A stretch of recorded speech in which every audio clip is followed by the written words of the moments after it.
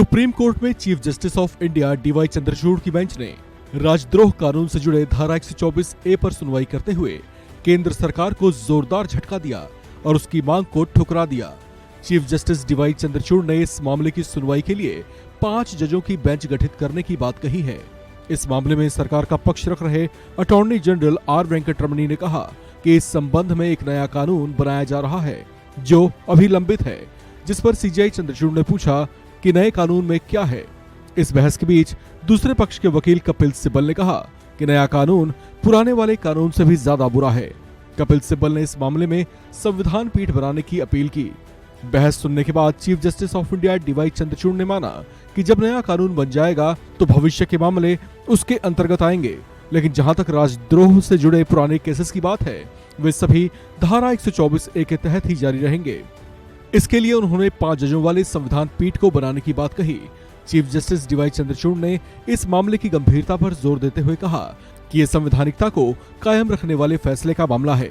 उन्होंने साथ ही कई साल पहले राजद्रोह से जुड़े केदारनाथ केस पर सुनाए गए 5 जजों की बेंच के फैसले का जिक्र करते हुए कहा कि केदारनाथ मामले में 5 जजों ने राजद्रोह को बरकरार रखा था, उसे 3 जजों वाली बेंच कैसे पलट सकती है। चीफ जस्टिस ने कहा कि जब तक केदारनाथ मामले में सुनाया गया फैसला लागू है तब तक राजद्रोह का कानून भी पूरी तरह से वैध है।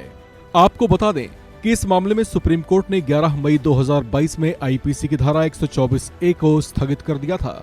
ये धारा और इससे जुड़े दंडात्मक प्रावधान देशद्रोह से जुड़े मामलों में लागू होते हैं। इस धारा को स्थगित करते हुए सुप्रीम कोर्ट ने निर्देश दिया था कि इसके तहत कोई नया मामला दर्ज न किया जाए, जबकि पहले से दर्ज मामलों में ही जांच को आगे बढ़ाया जाए। इस कानून के खिलाफ सुप्रीम कोर्ट में कई याचिकाएं दायर की गई हैं, जिनकी सुनवाई सुप्रीम कोर्ट के चीफ जस्टिस चंद्रचूड़ और जस्टिस पारदीवाला की बेंच कर रही है। मंगलवार को हुई सुनवाई में सीजेआई चंद्रचूड़ ने कहा कि ये बात अलग है कि सुप्रीम कोर्ट ने राजद्रोह कानून पर अंतरिम रोक लगाई है, लेकिन इस कानून पर फैसला तो करना ही है। वहीं सीनियर एडवोकेट गोपाल सुब्रमण्यम ने कहा कि आप जो फैसला करेंगे उसका असर नए कानून पर भी पड़ेगा।